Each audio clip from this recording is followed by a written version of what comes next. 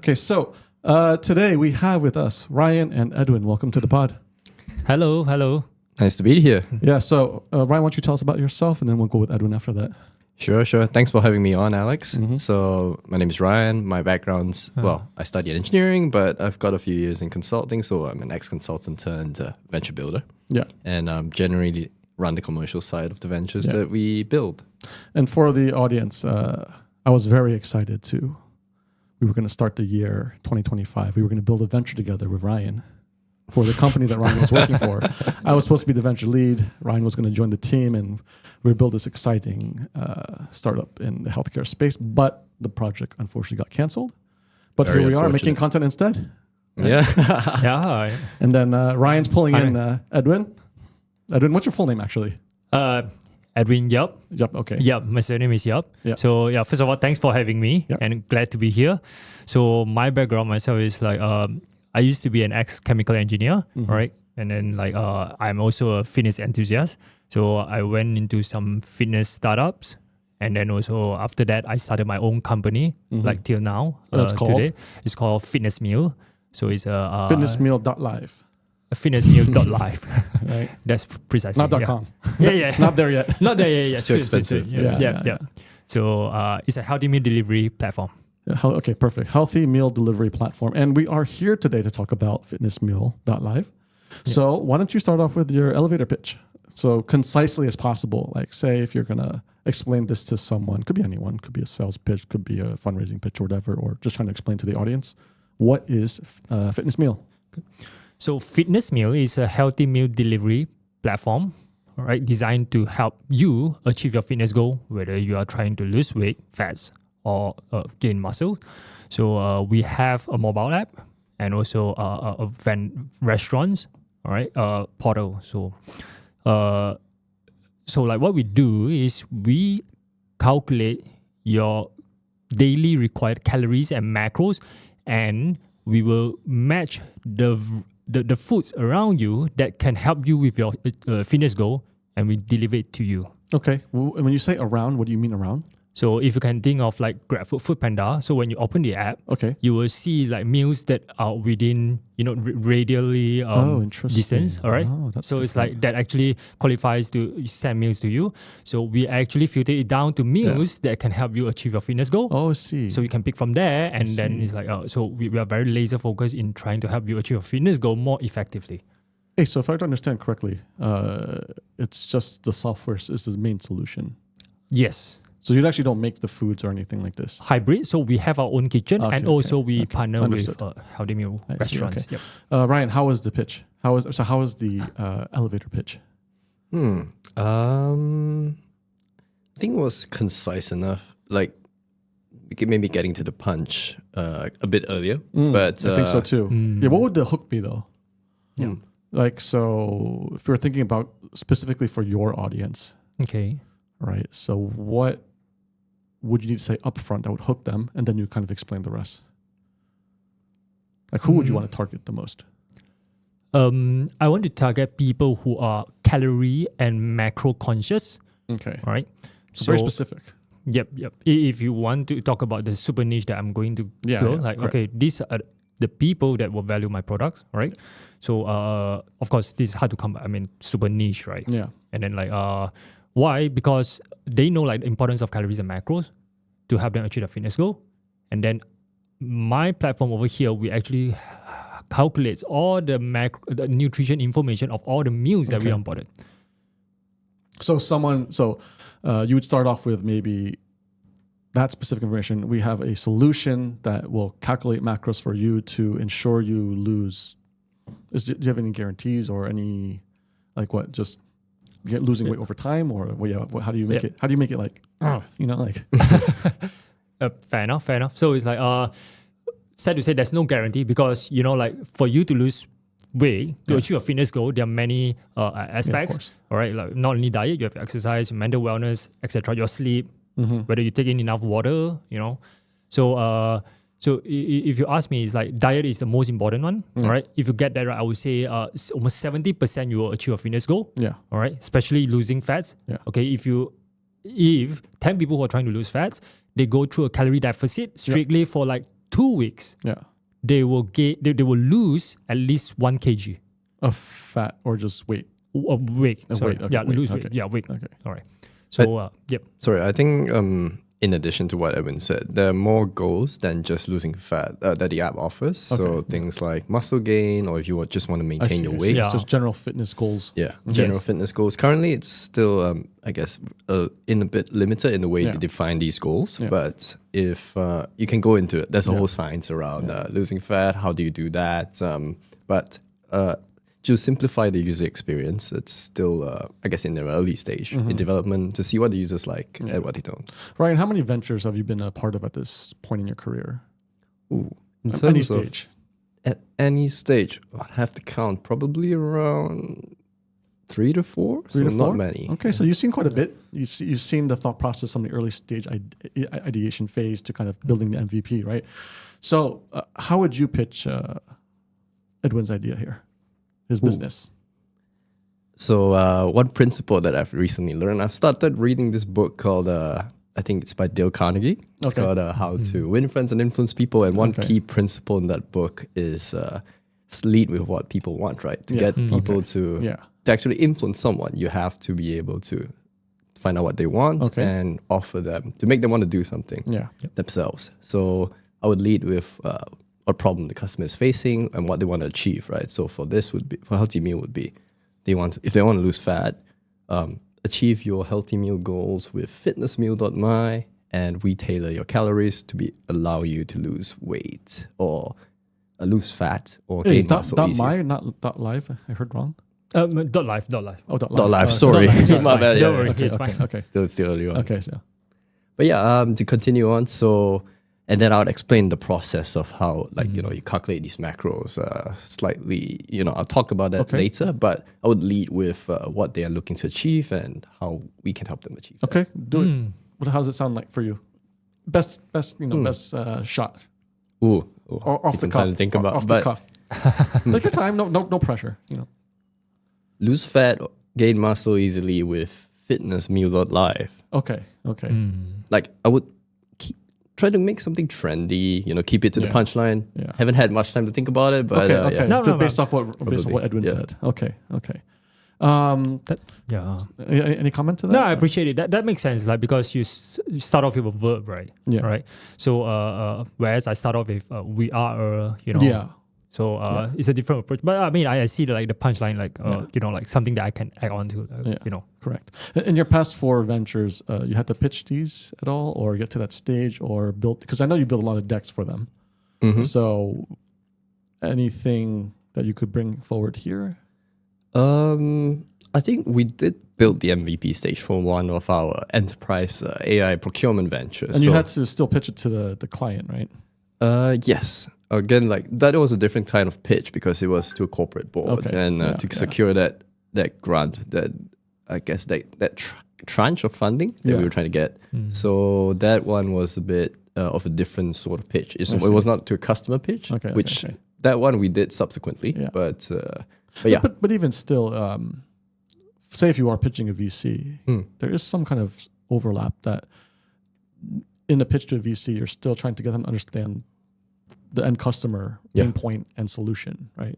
Exactly. Yeah. When you're pitching, you're telling a story, right? So it's got to have a sort of crescendo. You start off with the problem. You start off with the status quo. Then you talk about how people have not been able to solve this thing. Yeah. Yep. Well, they have to not be able to solve these things for your startup to be a viable idea, right? If you're offering a solution that is novel, that's something people haven't been able to solve, right? So again, it follows a similar approach. So that we've built a pitch deck for it. But I guess in corporate, there are some certain protocols that they want to look at, like the cap table, the allocation of equity. In the pitch so early, or just say the elevator pitch even. I would say, elevator pitch a little bit, but more of the fact, I think it's later on in the deck. Oh, like when we talk about a the problem. full deck pitch. You mean. Yeah, Okay, yeah. I understand. Okay. Okay, so Ryan, you're the venture consultant for Edwin. Based off the past 10 minutes, what's the advice you're going to give concisely? Too early. I would dive deeper down into the problem itself, right? Like actually understanding a pain point earlier. Yeah. Yeah. I guess so. Yeah. Yeah. Because even if you said your quick pitch, what you just gave just now, like it's too broad, right? Yeah. Because you want to know what niche you're targeting and what specific pain point. Exactly. So I know exactly. I get it right away that this is who you're going to be targeting, which defines like your solution set, which defines your market sizing, just defines a lot of things from very early up front, right? So you reduce the amount of friction of people's understanding, and then you can get through the pitch faster. Because if not, if you're going through the pitch, I have to keep going back to that and trying to understand and connect it, and it's more work on the person who's listening, right? Yeah, we also did talk about this in another session, I think before this. We're talking about like if we want to, the future direction of the business, whatever. But again, like we can talk about that later. Yeah. Okay, fair enough. How about this? Let's go with the Peter Thiel question. What is the secret that you know about that no one else knows about within this fitness meal space? Because like I was telling you during lunch, I've heard this many times in the past decade. Okay. There are many people who've kind of done this kind of food delivery. Healthy has always been an angle that comes up. Yep. We know about the story of Damakan. Yes. Right. So they started off with, that was more of a logistics play when they got into YC, and there's some tech algorithm, which really honestly wasn't anything, right? Yes. And then what did they go and do later on? They took the money, and then what did they do? Yeah. What did they do? They expanded a lot. And then? It's like, I mean, I do not know what happened internally. Well, I mean, not specifically, but what do we see today? Yeah, they pivoted. There's they Yeah. basically went to mass. No, they didn't close. So they pivoted to pop meals, right? Which is everywhere now. So they're serving. Okay. I think there was a healthy element early on. Yes, I think so. Yes. But then they're just serving mass food that what people want. Yeah. Right. Yes. And there's probably a line of thought with many of the guys who came in con.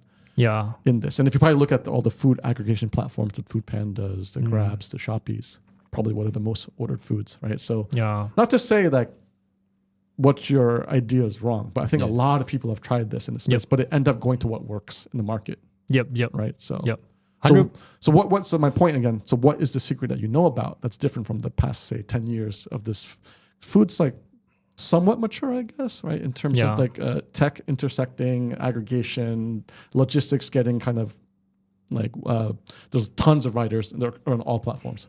Yeah. So it's kind of somewhat mature. So it's kind of growing at the rate that it's growing. So and then you're carving out this niche in a healthy space. What are you doing different, or what's the secret that you know about? Okay. Yeah. Okay. So even now, right, from last time when Damakan started, I mean, we're talking about like even before COVID, right? There are many healthy food platform, all right? They're not platform, they're actually providers. They're like food providers. Food providers, all right? So they actually turn from online company to like those that operates from even WhatsApp, with an Excel sheet and stuff like that. There are many, all right? Yeah. So I even till today, I also see there are many, all right? So sometimes I wonder is like why are there so many? Because like there must be a market there, all right? People are looking for healthy meals, all right? Is it a market, or because people think they're trying to create solutions to problems that may or may not exist? I don't think so that is the case, because me surveying people that actively looking for healthy meals, all right? Yeah. They don't go to the established platform like I see like GrabFood or Foodpanda. So one of the main reason is choice fatigue. All right, they're seeing too many choices, and most of the choices actually don't qualify as healthy. All right, I'll just give you an example, like a vegetarian meal, like deep fried, can also be healthy because people always conceive like a vegetarian as a healthy option. No, this is a misconception. You're saying it's a misconception. Okay. This is a misconception. This is a misconception. Okay. Yeah. So what I'm trying to address here is like there's a market, all right, but who can come with a solution?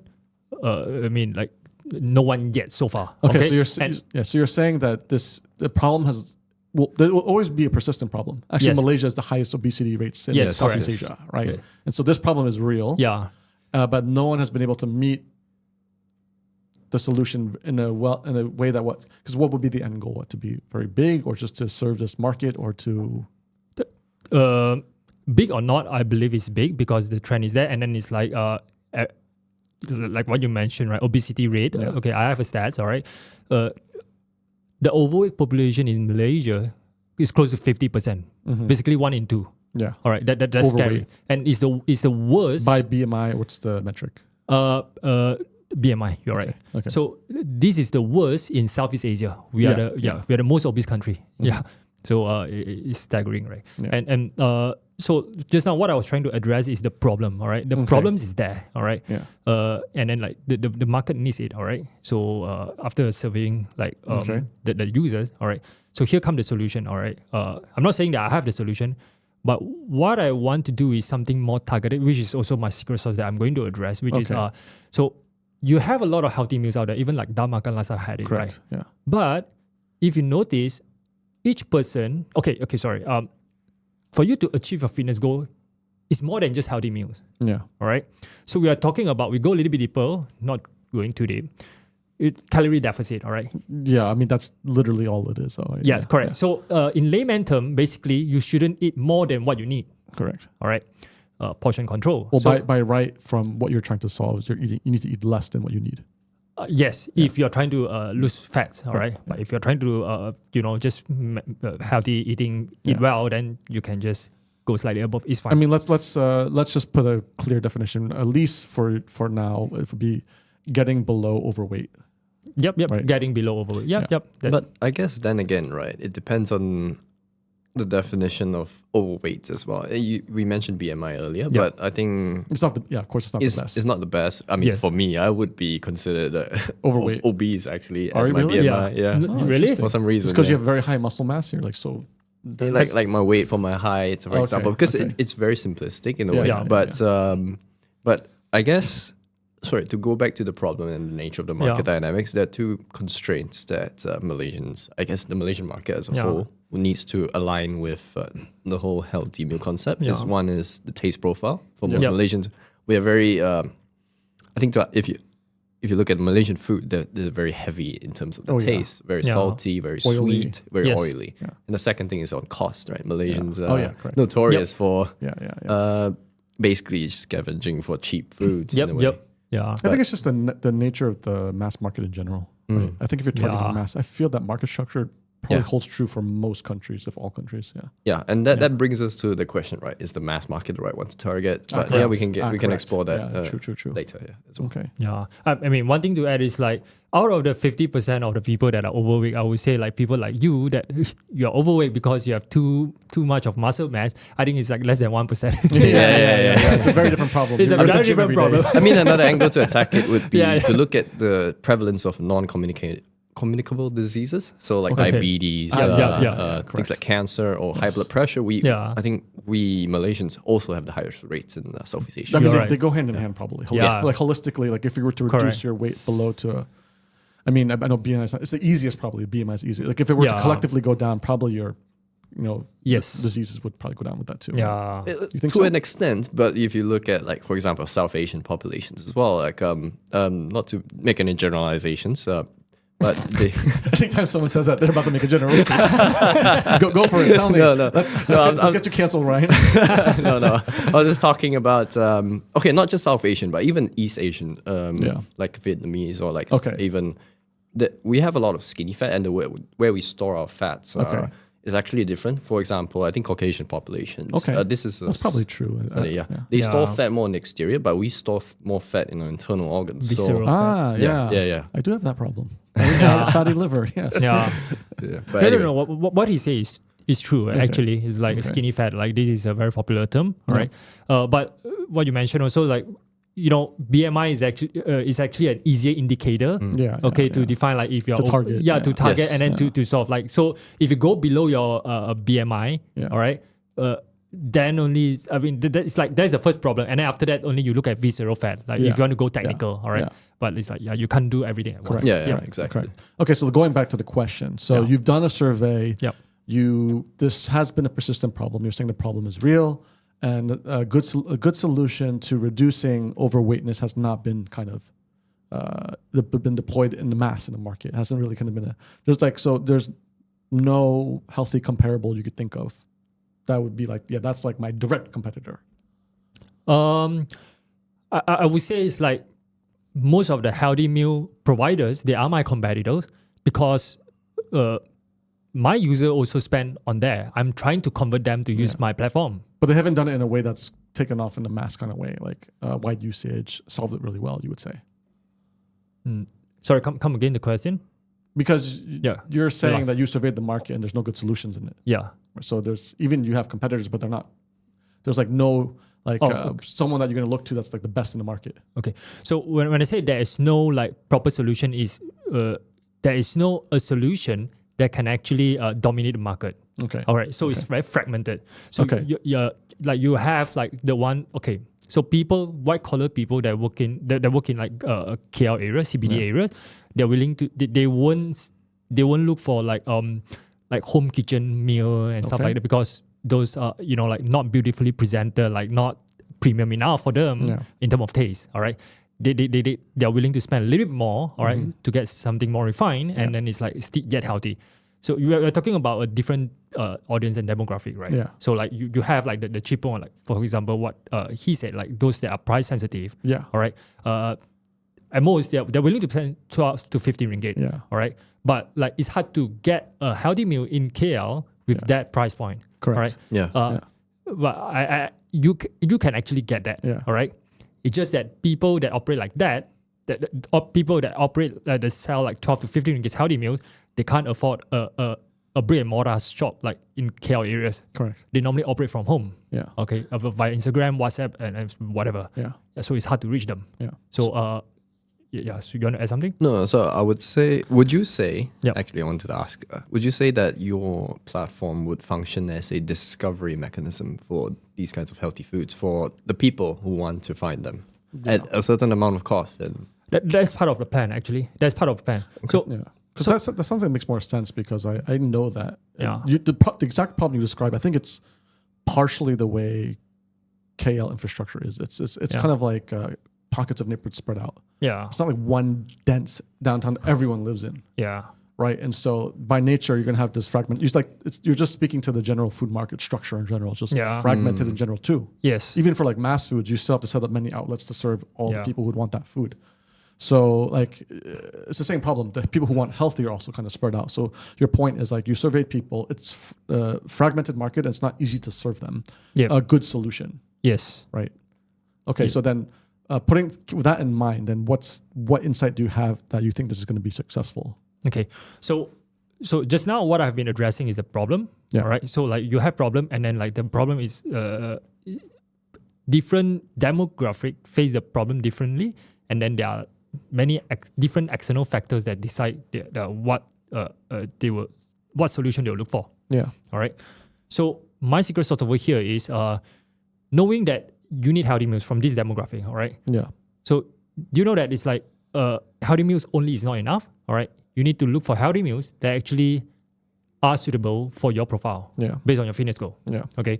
So what we are doing here is we actually calculate your calories and macros based on your lifestyle, all right? Okay. And then filter out those that are suitable for you, and you can pick it from that list, all right? Okay. So basically, making it easy for you to make decisions. Yes. So no solution has existed before where it can personalize to a further degree, right?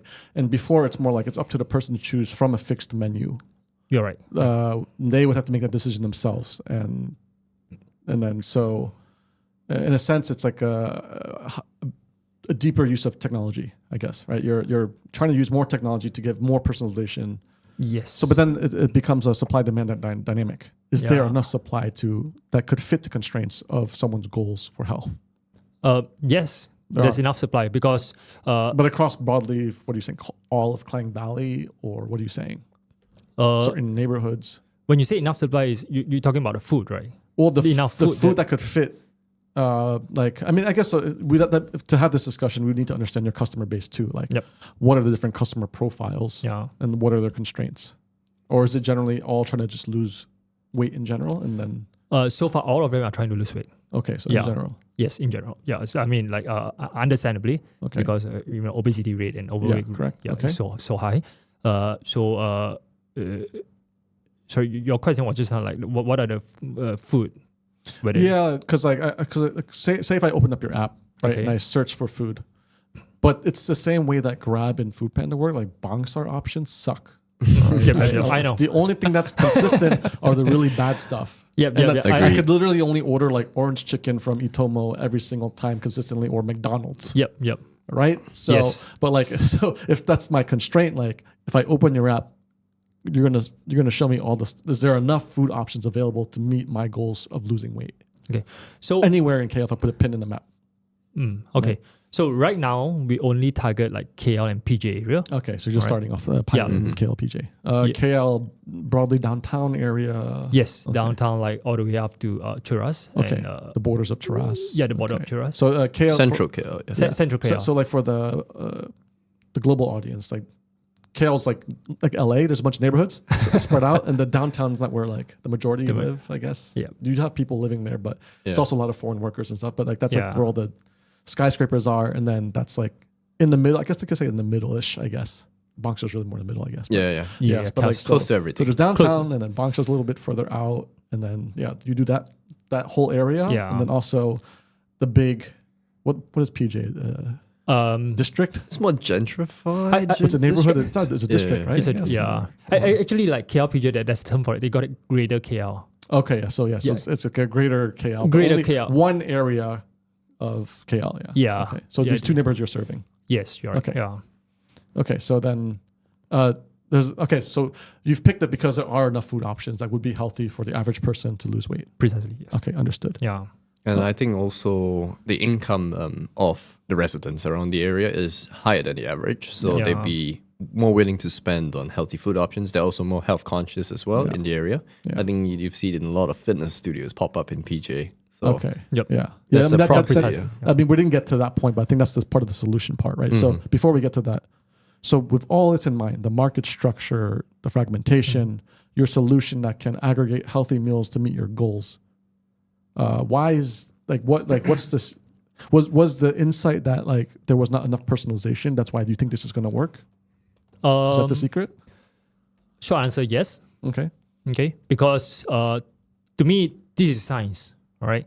So I don't want to say like sooner or later people will adopt, but I feel like this is science. This is when I talk science means like this is the correct way. All right. Like out there you have like many products or many programs that say it's like, like weight, body slimming program, whatever. All right. They have their own cult, I can say. I'm not against those, but whether it is backed by science, I'm reserved. But what I'm doing here is science, and then it's like it's very straightforward. Yeah. But right. What would you critique this? Where is he right? Where do you think it might go wrong, based off what he said? It's a very good question. So you're saying it's backed by science, right? Sorry, just what? So when we're talking about that, do you mean the part where if you eat healthier? Sorry, in terms of if you eat less calories, then if you eat less calories than you burn, is that when you lose weight? Is that the key part where you say it's backed by science? Or there more deeper part, is there an understanding that I'm not aware of at the moment? No, what you say is correct. All right, we're talking this statement, which you say, you should eat less than what you burn. Yeah, that's an axiom, right? That's basically, I think, fitness or weight loss 101. So are there like deeper facts that I am not aware of? Like maybe if you eat a certain composition of like certain foods, or if you eat a certain composition of like, is there an optimum, like let's say protein to carbohydrate ratio? No. So it's all about calories. I mean, we are only talking from the perspective of losing weight. Yeah. All right. So it's only calorie in shouldn't be more than calorie out. Output. Yeah. All right. So it doesn't matter like whether you are getting all the calories from fats, from protein, or from carbs. It doesn't matter. It's like the what's that? The Big Mac documentary. The guy at McDonald's only for a year. Oh, yeah. Right? Okay.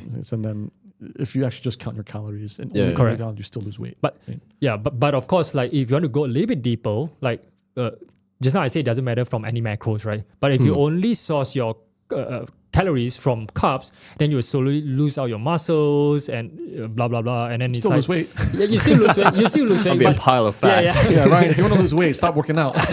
Exactly. But it's not a sustainable approach. And then also you might develop like some side effect because of lack of other nutrients. Yeah. Right. So I mean, I'm not going to go deep on that, but But I guess my comment following that would be, what other sorts of value or does the solution provide besides helping people eat less than they spend? So that's a good point. Like, so say we're putting our venture studio hats on, right? Okay. We're evaluating this project from the very beginning, right? And part of the process is looking at the value chain. Yeah. This solution is only one part of the value chain, right? And this solution is only part of the whole holistic solution. So how, like, do you not care about the other parts? Or like, is it later in the product vision where you start adding onto the value chain? For example, my main concern to this is like, sure, I could use yours and eat the healthy meal, but what if I just overeat outside of this, this window of like lunch or dinner, right? I can still snack at home. I still will be overeating, right? So what would you say to that? All right. So right now, as what you guys are already aware, like we are still startup, so like we can only target one problem. So of course, like we have product vision to actually solve more problems within the health, wellness, diet context. Yeah. All right. And the one that we are actually looking into now to address your question just now, whereby like if people eat outside of this platform and they overeat, like how are we going to be accountable, like how accountable for that? I hope like what we are building now, which is, have you heard of like image recognition, food image recognition, AI? Okay, so basically you just snap a photo of your meal, and then it will actually give you a rough calculation on the calories and macros. I'm sure the existing competition apps do that now. By now they should have like my Fitnesspal, and I'm sure everyone else does, right? Yeah, they have that, but most of them, they have these as a premium features. Oh, you want to do it as a free feature? Yeah, I want to do it as a free feature. Because you're monetizing through the transactions of food. Yes, correct. Understood. So yes, you're right. Because interesting idea. Yeah, because like this is a premium feature, and this is a very foreign concept. Like for developing countries. So like you want to pay something, user want to pay something that they are not sure about, like how to use it. Okay. So they will feel like they wouldn't be willing to go and spend. All right. For me, anecdotally, as a consumer, I have had this problem in my. I was in my late 20s. I was in a phase of I want to lose fat, so I went through my Fitnesspal phase, and then my biggest contention was that like it just was so hard to individually. Dude, the foods here, it's all mixed together. Like fun, Rojak, everything. It's impossible to calculate, right? So I did just want to snap a photo. And back then they didn't have the AI component to kind of do the recognition. So I just eventually gave that up, and now I just. Try to eat one meal a day. Okay. My solution. But my one concern with that would be the cost, right? I'm not super familiar with how much does it cost to, I guess, not run a prompt, but essentially compute the calories or like just run the AI. Of course, I'm very. It's a third party. You pull API. Must be right. There are a few approaches, right? So. There are third parties. Actually, there are many. Open source? Any open source for now? Yeah, there is. There is. Okay. Yeah, that's open source. And of course, like that's paid version. Of course, paid version. Which would probably technically be more accurate, I bet. Yes. Not necessary accuracy. The data set. Yeah. So like basically like like what you eat in US, especially the Europe, like what they eat is everything is like is very. Is separate, like neatly compartmentalized. The protein, the carbs and vegetables. And over here in Asia, everything is like like mix up like your zafan and all. Yeah. So I think Edwin's fourth quarter pitch to VCs this year will be like, we have a unique database that can recognize Asian foods at a higher percentage degree of accuracy. Maybe that'll be your AI pitch. Hey, that is a cool idea. That's a cool idea. Yeah. Sorry to interrupt you. Go ahead. No. But so it's like what. Some of these like image recognition like feature like they do is, for example, if it is say you snap a picture of char kway teow, and of course like if it is a bowl and then it's like 10 cm like Okay. high. Okay. So yeah. like if you take a snap picture, it's 2D. Yeah, correct. So you don't know. Yeah, the picture the AI wouldn't know like how thick is it. Yeah, all right. So and then like they will give you, they will actually generate like few options like 500 gram of char kway teow. They know it's char kway teow, but they do not know like how the thickness of it. Yeah. So they say like 500 gram of char kway teow, blah blah blah. Then you can actually pick from there. Yeah. And then so of course this is not the best approach I can say, but at least it gives out it display like few list of options, and then you can pick, and then like it can calculate. Sorry, just so I understand this correctly, it's extrapolating from a unit. Are you talking about your current solution? No, this is the third party. What's available? Okay, sorry. Yeah, what is available? Yeah, go ahead. Okay.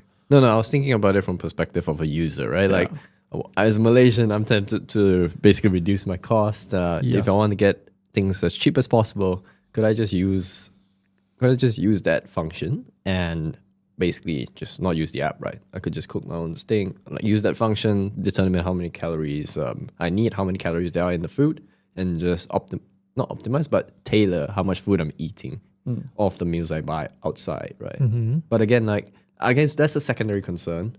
Again, we're talking about this AI feature, but does it encourage stickiness to your product currently? Because you're saying point, you already do provide the tailored recommendations, right? Yeah. And those meals already have the nutritional information. Okay. So if you're giving them another option to basically do it themselves, right? Yeah. Without will it cannibalize your current, I guess? Well, so before we jump ahead, because I think that would be the solution, which we haven't talked about. So I think the audience won't have a context for it. Yeah. So before we jump to that, what is exactly so everything we talked about for the past 30 minutes, right? What would be the concise problem exactly? Would it be I'm targeting customers who want to just lose weight overall? Is that it? Or what would you say the most concise problem is you're trying to attack is? Yes, that's the problem, because where I'm at now in KL in Malaysia, there's a huge problem, a major problem, like within the diet part. Yeah. All right. So in the foreseeable future, I will still try to address this problem. Okay. All right. Try to bring the obesity rate down. Yeah. All right. So I believe that answers your question, right? Yeah. So the problem, because I'm just thinking it from like a pitch perspective, your elevator pitch, right? Then what is your problem? Then what is your solution, right? So that would be your problems. You're trying to solve. You're trying to find a customer who wants to lose. So you're helping a customer lose weight, or like how would you frame the problem? Thank you. I would say it's like I will help the customer to eat the right way for them to lose weight. Okay. Yeah. Okay. Help customers. Yeah. Can you fix that? Make it more. Yeah. Fix that. We'll just make it more like easy to understand on the first go. Develop healthy eating habits in a way. I guess we power healthy eating habits. We empower users to eat healthy through our software solution or app solution or something. I don't know. Yeah, the first pitch is very important because that's what the first thing people see, and it essentially, if you can find something catchy, customers can remember it, right? And they'll always reference you. So but in general, the main goal is, if we use your solution, it will help us on our journey to lose weight, right? Yes. Okay. Yes. And so then, so what is the exact solution then? So we've kind of talked around it, and what that is so far is you have an app. Yes, we have an app. So I open your app, right, and I can. It shows me all available foods from different platforms. Yes, different restaurants. How does it do that? So basically, sorry, if you mind me explaining. Yeah, go for it, Ivan. So essentially, there's a few stages to the app. The first stage is data collection. So what the app does is that it collects your health data, your fitness goals. Any traditional health app. Yeah, your height, your weight, how much you exercise, what your goals are. Yeah, essentially. And then, Edwin, feel free to fill me in on this. Sure. What it does is it gives you a calorie requirement for the day, for every day. And then it gives you options. So that's when you get to the carousel where you can pick what meals you would like. And for each meal, they do have nutritional information. So amount of protein, amount of calories, the amount of carbohydrates and fats. Yeah. Is it because the menus are fixed from these platforms, so you can kind of give the profiles? Yes. Is this all done by AI, or how is this done? Like, no, it's just pure scraping and manually? Manually. So it's like before I onboard these restaurants, I go and measure the ingredients. Oh, you onboard restaurants. Yes.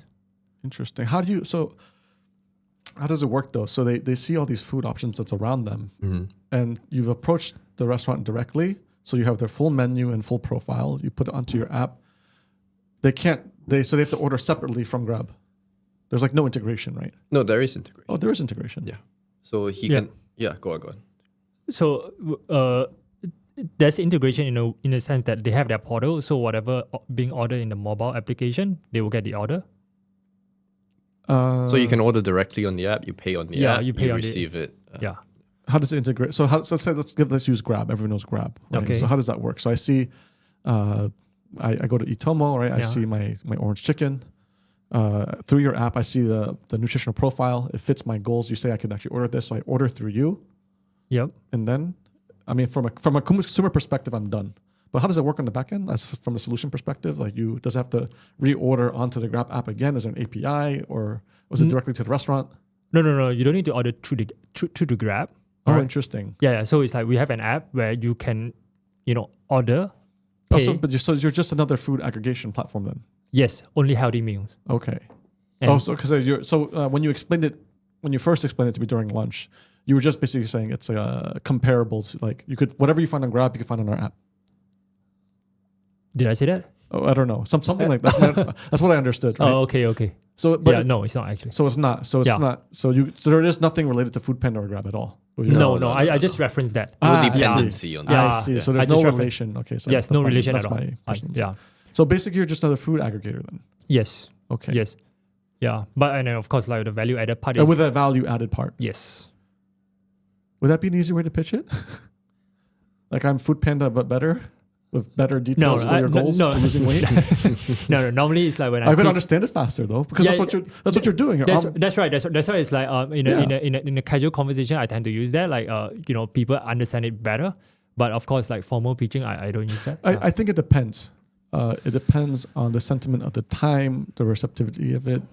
But pitching by comparables is a very valid way. Mm-hmm. Lots of times people misuse it. Like during the Uber phase when they're raising hundreds, I'm the Uber of this. If it's not like really fundamental, like if it doesn't help me, improve my understanding of what you're trying to solve, then yes, it's not kind of the point. But if it helps me understand much faster and it does make sense fundamentally, I would say it is a valid way to pitch. You can consider it. Mm-hmm. For your case, you may want to experiment. Yeah. You might want to talk to like these 5 investors.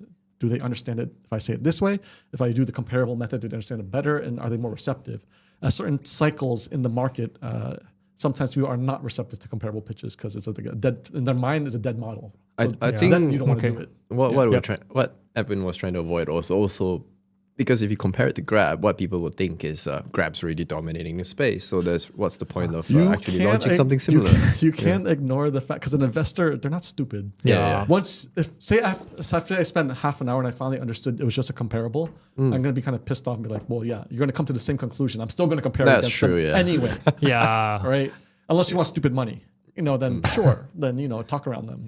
But of course, there are nuances that they don't get it. Like why like a healthy meal only app is needed, like out of the as compared to Grab. Yeah. I mean, you have to kind of do this the YC way, where in your current cohort, who are your most highest repurchase, highest frequency, and then you got to keep finding more of those people.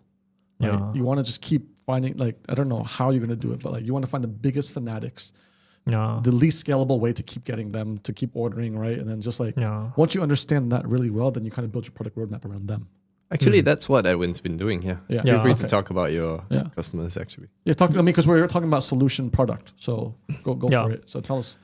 So it's like customers wise, we have like on average, like per day, like 10 to 15 orders. Okay. On average, all right. And then we have like one guy, all right, that has been with us since like 2023, since our inception till now, almost every single day. Okay. Except for like, sometimes public holiday and stuff. Yeah. Because I noticed a pattern. He's a guy that like, he has a rigid schedule. Yeah. All right. and he doesn't want to think about what to eat because he's so fed up with the choice fatigue that he experienced in all the established food platform out there. All right. Yeah. So like he's okay with the price. Yeah. All right. He's white collar. He's okay with the price, and then like he just want the platform to kind of shrink it down to, let's say, 3-4 menu based on his profile and just pick from there. You know what pops up to my mind is like, now that I understand the context much better, I don't know, you could disagree with me. This is like a more curated, better version of Grab, Shopee, Foodpanda, right? Curated, yes. Yeah, right. It's a much better version of this. Yes. Mm-hmm. But when I finally come to this understanding, and what I think first is, what's your defensive moat? Because what if Shopee, Foodpanda, Grab look at you and you're getting traction, you're stealing their customers. Mm-hmm. All they have to do is put a healthy filter too, and they have the resources to do that. So, do you have any concerns about defensibility in this kind of sense, or no? Yes and no, because yes is because like they have like huge backing, right? They have when you have money, like we're talking about. I mean, maybe unlimited is taken out of context, but like if they have that much money, relative to you, yes. Yeah, you can. You can literally do anything, right? Okay, but what I can argue is like it's definitely not as easy as you think. Okay, because like the matching of the meals. Yeah. All right. So the customer. They would have to collect customer information too, I guess. That's number one, and number two is all the meals that they onboard, they need to have a nutrition information. All right, and then means. I'm not too sure whether they can do that overnight. Like big companies move slower. Yeah, and imagine like they have tons of unhealthy meals. Yeah, and how are you going to calculate the nutrition information of the healthy meals? But they wouldn't need to, right? They just need to look at. They're just trying to say if I'm a Grab product manager, I just want to improve the product experience. Yeah, and this kind of when you're as big as Grab, you could start doing a lot of segmentation, and then I could serve certain segments better through certain features, and then test out if it's gonna increase lifetime value, retention, whatever, right? Yeah. And so then I would just look at ways to kind of deploy that feature. Just get a small BD team, then you just do it by like the way you're doing it. Yeah. This geographic area first, onboard these guys, get the nutrition profile. And kind of copy it. I'm not saying you're maybe right. It might be hard for Grab to actually do that.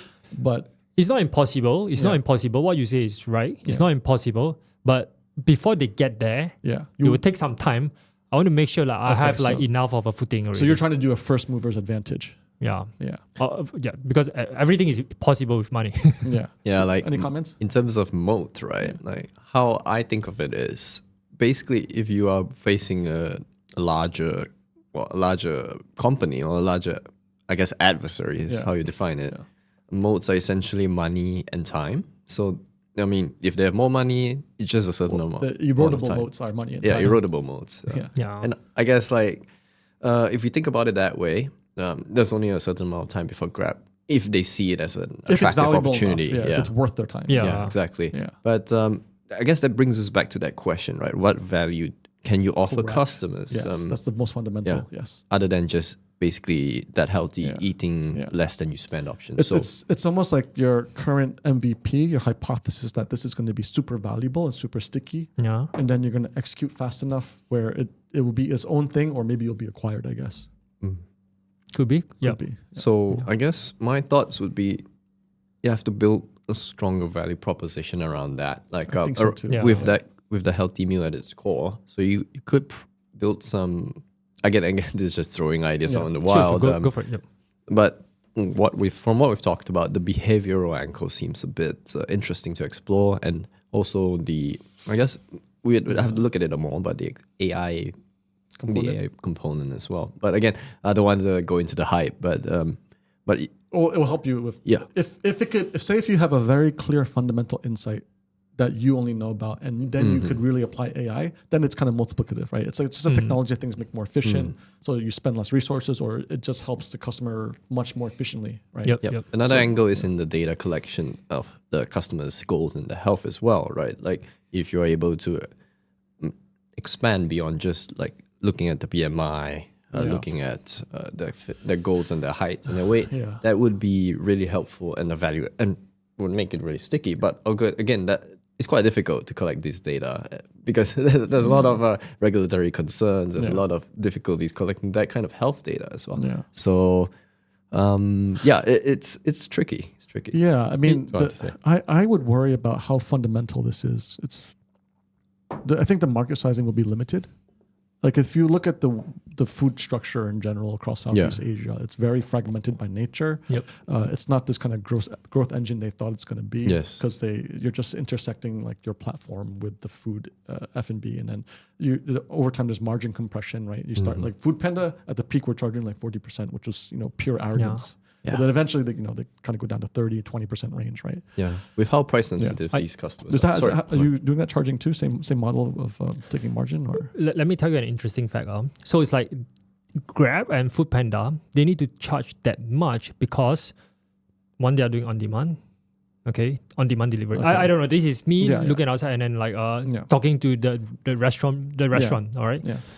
And then number two is the payment gateway. Last time, like they pay a lot per transaction. Max like worst case it would be like 4%, 5%, but like not even. It's probably around 2%. Right? It's up and then like okay, so because I believe I think it's still the on demand part, like because like the algorithm to get it right, and then like to incentivize the riders, that part like I think it takes up a lot of the margin there. All right, so because what we are doing here is even though next time, all right, if I scale, all right, I want to do it by slot.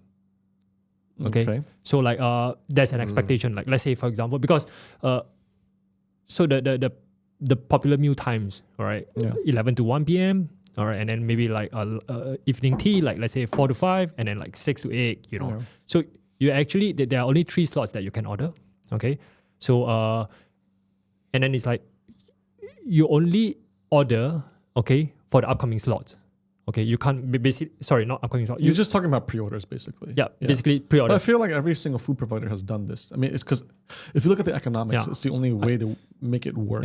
Because honestly though, during lunch, you explained that you were trying to think about these kind of slots, and then you were trying to approach existing riders to kind of buy up their slots. Yeah, it just doesn't probably like if your economics make enough sense, if you have a healthy enough business and enough rider density within a certain area, you just hire the rider yourself. It's just better experience. But also one thing also I want to argue is like, do you think like people want on-demand delivery as much as they think they do? Let's say if I give you a scenario, let's say I mean, instead of ordering on demand, if I ask you to pre-order 2 hours in advance, and you can save delivery by 50%. 50%? Would you do that? 50%? The delivery fee by 50%. Oh, delivery fee? It doesn't matter. Delivery fee. I'm the wrong user to talk to. Maybe just as an example. Or maybe with it to like... I think my hypothesis is that for the people who are ordering on demand, like it's so expensive these days anyway. There's a lot of people already priced out.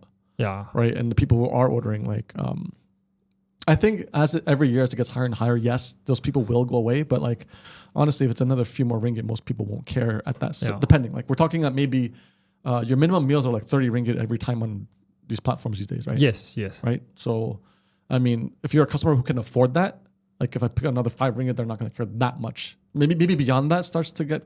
I mean, I'm just throwing random numbers, but there's like a certain tolerance of price sensitivity. Yes. So it really depends on what segment you're targeting, I think. Yeah, it goes back into the segment that we're targeting. Yeah. Previously, I think we were talking about people want to lose weight. That's a very wide segment, right? Yeah. So there's people who are general into fitness, but there's also an older population that might be interesting and might be higher margin as well. I mean, look, I think your market definitely exists, but it's just going to be not as mass for sure. Yeah. It's going to be, I mean, the way we're putting more constraints onto it, it's like healthy, then plus certain income level, plus only want pre-order, right? And the problem is people are used to pre-order.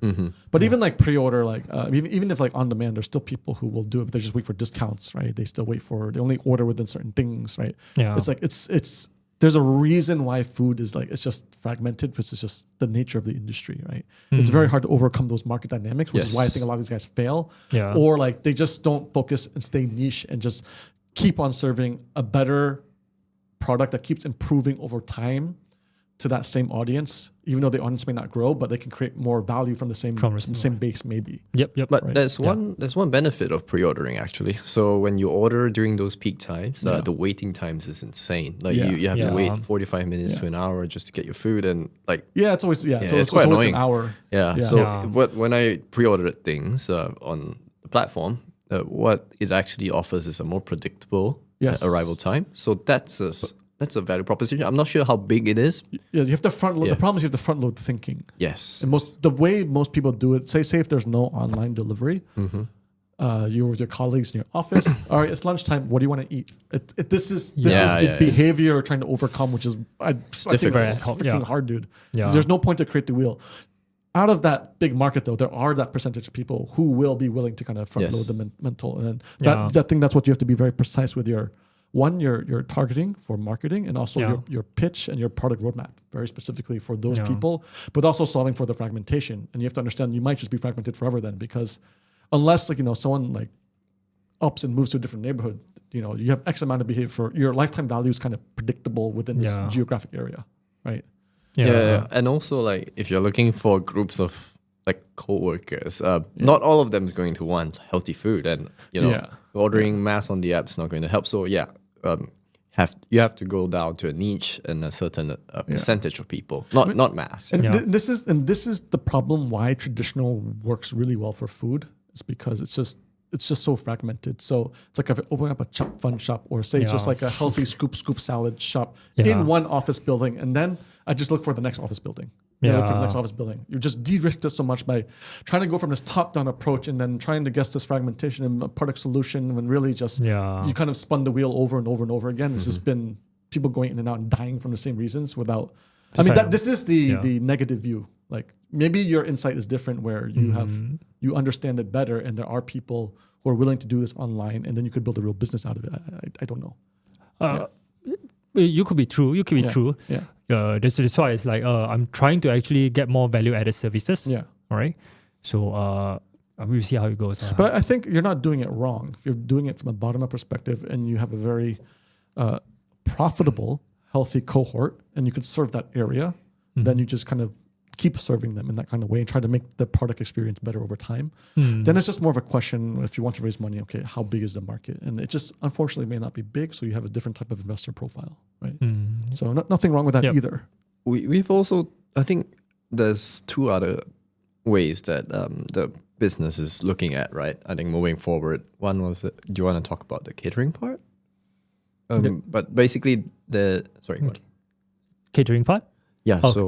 Yeah, so it's like I actually got approached by some of the companies, because right now I've been going to a lot of the co-working spaces and stuff. Because for example, co-working spaces, they have tenants, like they want to do event, and all this while they only actually source their meals for the events from unhealthy caterers. I mean, sorry, not unhealthy meal providers. Yeah. All right. So they want, sometimes they want to look for like healthy options. All right, so and then we will, I come up with a menu for them to choose from. So this is another angle as well. I see. So I'm just still experimenting, Yeah. So but that one is completely out of the app, basically. Yeah. Okay. So that's more of like maybe a side revenue stream, possibly. Yes. Yeah. I mean, like for sure, catering works. Yeah. I mean, I've seen central kitchens for caterers. They're like massive in Malaysia. Yeah. I would imagine the biggest caterer in Malaysia is probably doing like hundreds of millions a year, probably. Probably, I don't know. Yeah. I really don't know the exact numbers, but based off the size of the central kitchen I've seen, it's massive. They're serving like airplanes, they're serving corporates, they're serving this and that, right? So it is, but it's also again very traditional. Yeah, it's very traditional. So like my biggest concern is you have this very beautiful idea. You're a passionate founder, driven by your healthy, wanting to solve this big mission, but the market dynamics and reality might push you to being a pop meal, right? That's like that's a cynic in me. I'm an old man. I'm jaded. I've seen it a lot. But at the same time, I'm also to say I'm happy to say I could be wrong too, right? So, but I mean that's just part of going through the journey and figuring that out, I guess. Yep. Like when we talked about it, it's definitely not a venture like backable business in the way where we wouldn't want to it's more like a bootstrappable business where you can make quite a bit of money on the side. Yeah. Especially if you are able to capture a proportion of the catering market, or in another direction, maybe healthy meals for hospitals, right? Like that would also be an interesting market to look at. Even let's look at it from a VC perspective. So say we look at Shopee, Foodpanda, and Grab. Let's put on our consulting hat. You're familiar with IIR, right? Mm-hmm. Yeah. So what would you say the IIR for the food segments of those businesses would be based off the amount of hundreds of millions and billions they've raised? Sorry, what does IIR stand for? Internal rate of return. It's it's like a return rate for most funds, basically what they target. Right. So like say Grab, Shopee, Foodpanda, they're a fund and they've invested that much into their food business. What would you say there? Would you say that healthy IRR? Is it a healthy ROI? Is it a healthy... Food business? Actually, to be completely honest, I don't have enough experience. But from my hunch is that these businesses are net profitable, but I wouldn't say by a large margin. Yeah, it's like you wouldn't have gotten this crazy venture-backed 1,000x return.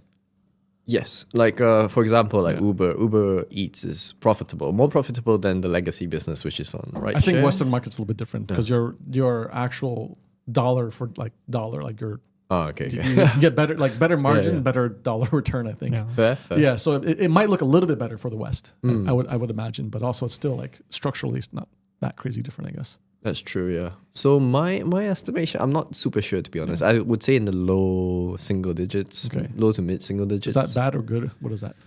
It's not great because I guess the standard IRR most like VC's piece would be looking at is double digits, right? Like at the very least 20-25% for PE firms. Yeah. And so very possibly, unless you figured out something very different, it would probably be in the same market structure, I guess, for...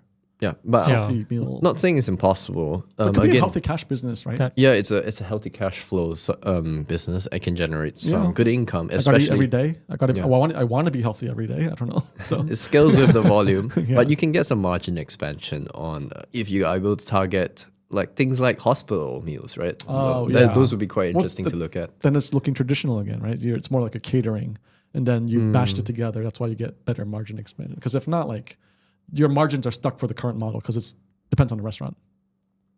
Actually, yeah, Edwin, do you have any insight? I'm sure you do, but like the margin, right? Yeah, the margin. Yeah. So unit margin is like we about I think because it varies, right? Like, let's say it's like I take about my cut, the cut out of each transaction about 10 to 15%. Okay, that's very modest. Yeah, relative to the competition. That's pretty good. I'm sure the companies are very happy, which. They're happy. They're willing. I mean, they're okay. Yeah. But and of course, one thing also is they're happy with it is with the advanced ordering is it doesn't disrupt their operation, especially during peaks. Yeah. Correct. So like this is something that they complain, which is from all these established platform, like they get a surge of their orders like during the peak hours, and then it's like it's a huge dilemma to choose to actually serve their walk-in or correct. Yeah, the demand go up, but then service quality goes down, service level goes down. Basically. Yes. Yeah, interesting. Yeah, so like they appreciate that, like their part. Yeah, so it's a question to me. It's like a question of how big would pre-order be? What does your gut say? Initially, I didn't think it. I didn't expect myself to hear people that would be happy with pre-ordering. Yeah. But based on the pattern that I see, like from my data, it seems like this is not a huge behavioral obstacle. Yeah, like I think my opinion. Yeah. When I was using these food healthy services in the past, like circa 2016. Yeah. I was stuck in an office and I was still eating lunch at the time. And my biggest problem was, it's not the pre-ordering. It was the fatigue of the same menu over and over. It's just so like, but like if you're using restaurants around you that people really like already, that problem's already been solved. So you're not trying to guess a menu. Yeah. And you're not trying to guess like a certain composition of people, get them to kind of reorder. So you don't have to reinvent the wheel. It's like, I always order from like McDonald's or Itomo or whatever's around me, right? Yeah. Or fried chicken or whatever, right? So then like, if you're just offering that, then it's a good chance that I could cycle through whatever I like already, then I will never fatigue actually. There's the biggest complaint, which is like every time this is from, to quote one of my customer, it's like when they want to eat, they look at Foodpanda, GrabFood or Foodpanda, they suffer in a fatigue. Yeah. And then it's like in the end, it's like they go downstairs to cafeteria and get something easy. Yeah, correct. Yeah. So that's the thing. That's the thing. So like I didn't think this was as I didn't expect this to be this big. Yeah. The choice fatigue part. Yeah. All right. So because initially when I started this company, I thought it's like, okay, I'm going to actually onboard as many restaurants as possible. But after that, I changed the strategy. I only onboard the quality one. Okay, correct. Yeah. So I taste all of the menu, like each of the restaurant that I onboard. Yeah. But before I put it up. Yeah. So so far the quality part, all right. I mean, not much complaint. Shouldn't you kill your central kitchen then? Like, because you're trying to guess, or what's the add value? Because you also cook some meals too. I don't cook. All right. So I have it's like a guy that actually manned the operation. Yeah. Okay. So he used to run a cafe. Okay. But it didn't work out. But he has some like healthy meal options in that cafe. Ah. Okay. So it's like another restaurant actually. Yeah. So it's like he's still in F&B. Yeah. But so like from my orders, he will actually make up some healthy bowls like from his ingredients. Yeah. And then just serve my customers. Okay, so it's just another restaurant option, actually. Yes, technically, yeah. Which is probably better structure, I guess. Yeah. So like, I mean, you don't find them anywhere. They don't have a physical store. It's just Yeah, because I mean, ultimately, just people want the things that they really like for transactional food, and transactional food being like, I'm going to eat healthy, so I have to eat something similar profile every day, right? Versus like eating for experience and pleasure. Right. Yep. I'm not sure. Not everyone literally thinks in that kind of way, but subconsciously to some degree, it's kind of like this, right? It's like if I can't go and grab it, I look at let's go downstairs. Whatever's easy. Yeah, right? yeah. So it's very transactional, right? Yeah, so, yeah. You're right. It's like because I'm trying to target like people that don't mind to eat transactional food, like 2 or 3 times a week. Yeah. So I see. Yeah. Okay. Ryan, so we've talked about an hour. Mm-hmm. What is your biggest takeaway from this that you would give advice to Edwin here?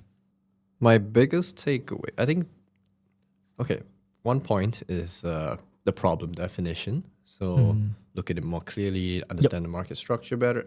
Again, I'm talking generalities, but we have established that, it's not going to be mass. So we want to look at what niche we want to target, what consumer behaviors we want to encourage. So like pre-ordering, things like, I guess, how much, like what kind of food do they want to look at? What weight? Are we only looking at people who want to lose weight? Do we want to define losing weight? Second is on the solution. So what is the value add that the solution can provide other than just eating less? And how can your features encourage that value proposition? What features are best? So product roadmap. And last thing is on customer persona, right? Like, are we going to just look at people who just pre-ordering?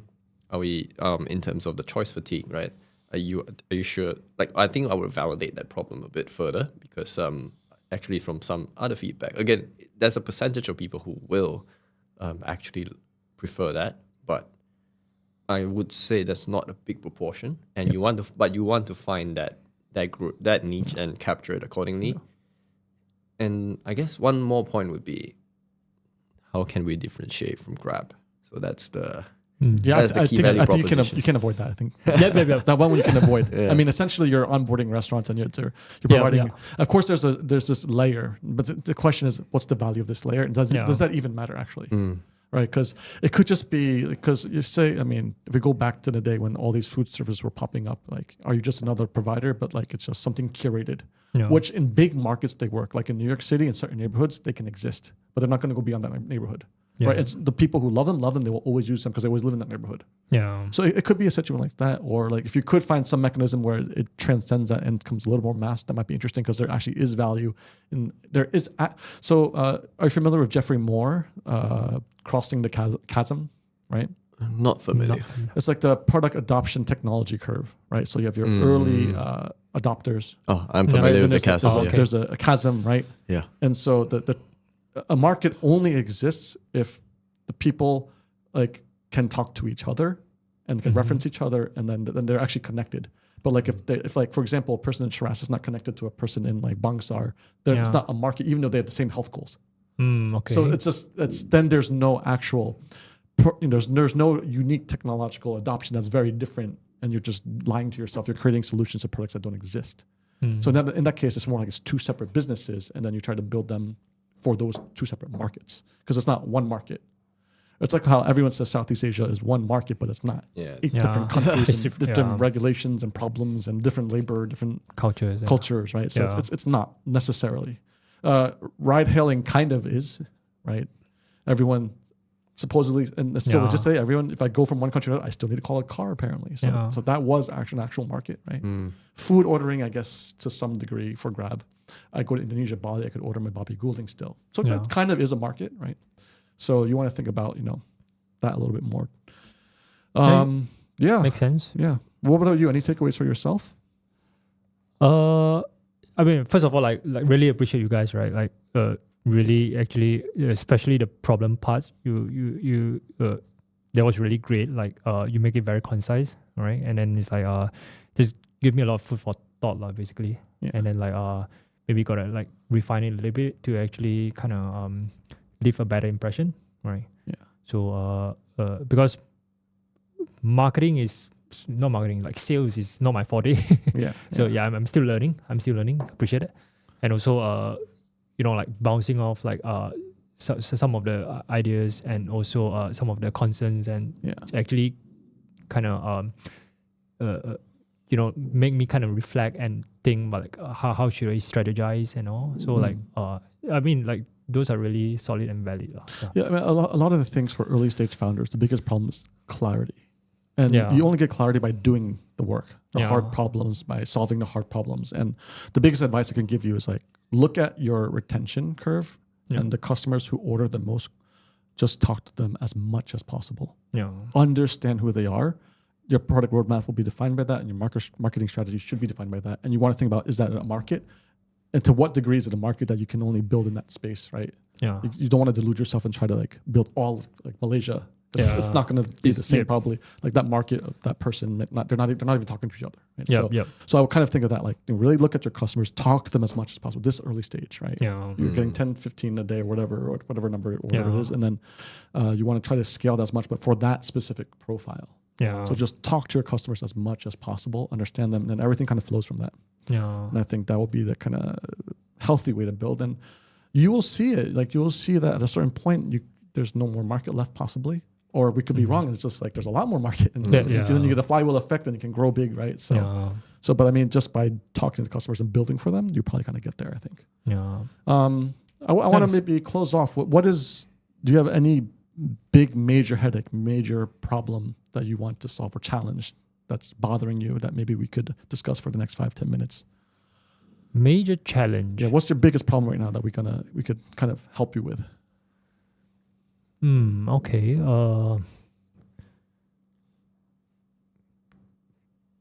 I think it's like clarity, like what you mentioned, right? Because now after I reflect, like I feel that there are many, not only on the problem side, right? Like the values that we are providing, if we break it down, okay, there are actually there are many, all right, and then to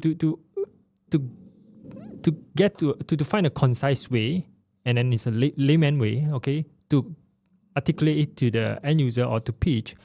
I think this is one of the challenges that I'm facing, right? So like market, I guess, because you kind of have a product, which you have a product that does a lot of different things, but you kind of want to distill it to the most simple part, and then maybe that will define how you do your marketing strategy to find more customers, I guess. Yes. I think one more thing is also to be very clear on the value proposition. So a lot of, I think most startups, or even the ones I've worked on, right, the ventures, we're not clear enough on the value proposition, what we actually provide versus what we say we provide, right? So that gap there actually causes a lot of people to drop out. Because like if say you were super clear, there's no reason why that if this solves a massive problem for the client partner, that they should have just invested in your venture.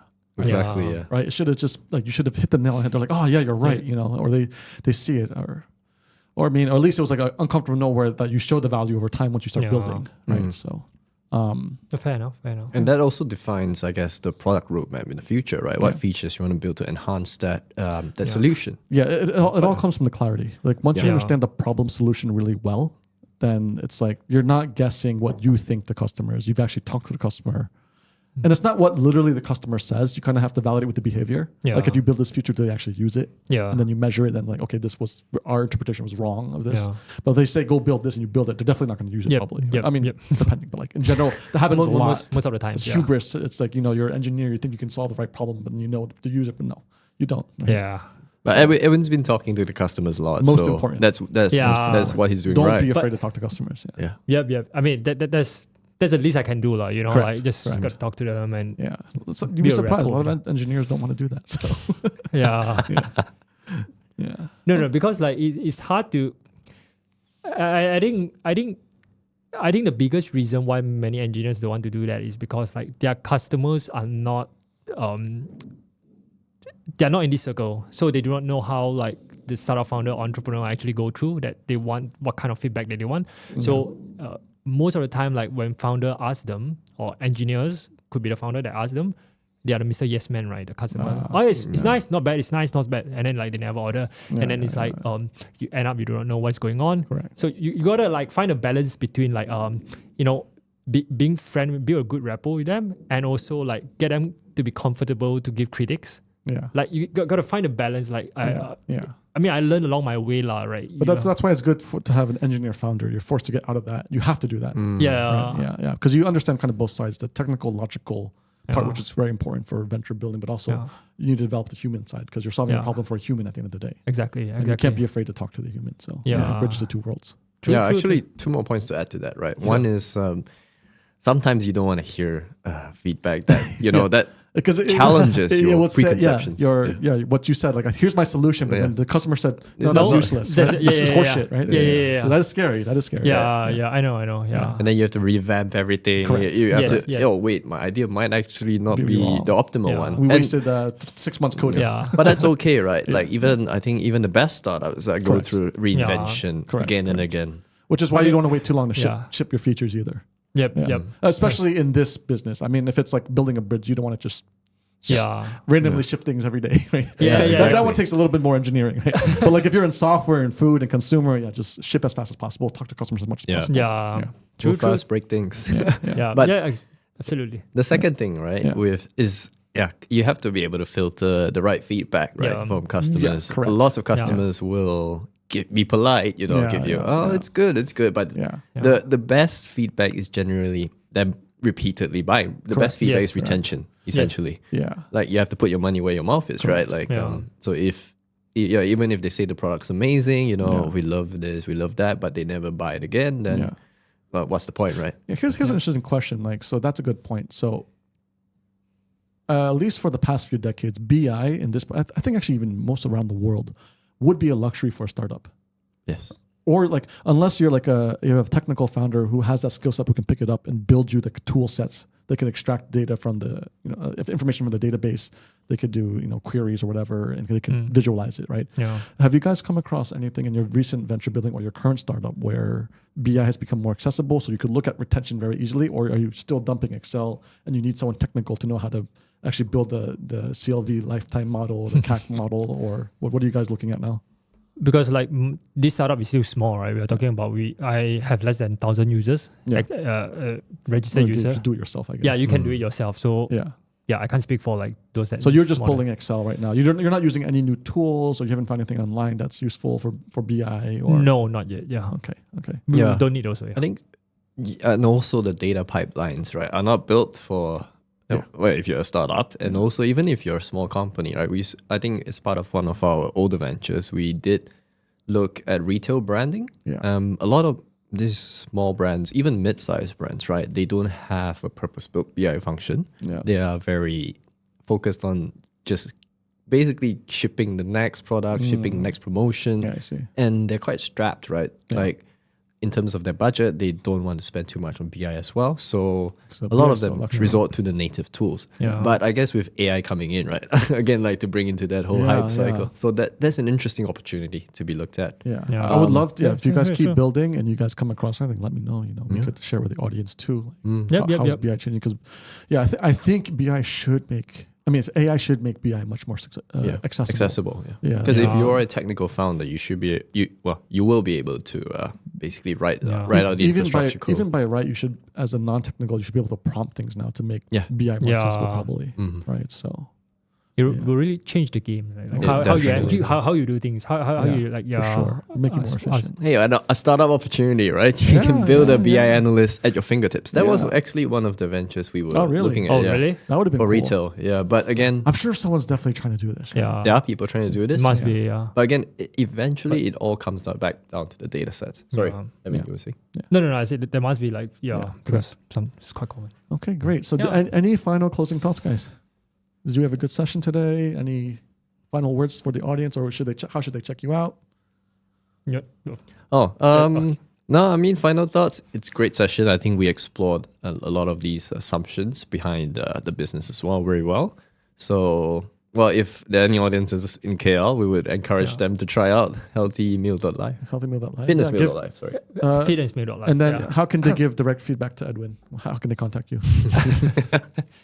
Is there a place where I can put my QR code and then can you send it to me? I'll pop it up. Yeah. People can scan the QR code. And you can get redirected to Bitly and then my WhatsApp and all the information is there. Perfect. Yeah. Give all the contact to all your information to Edwin. Give feedback, and then Ryan is you're still building ventures, right? So if anyone needs a venture builder, consultant. Yeah, we'd love to help out. Yep. So all right, good episode, guys. Thanks for coming in. Awesome. Thank you. Awesome.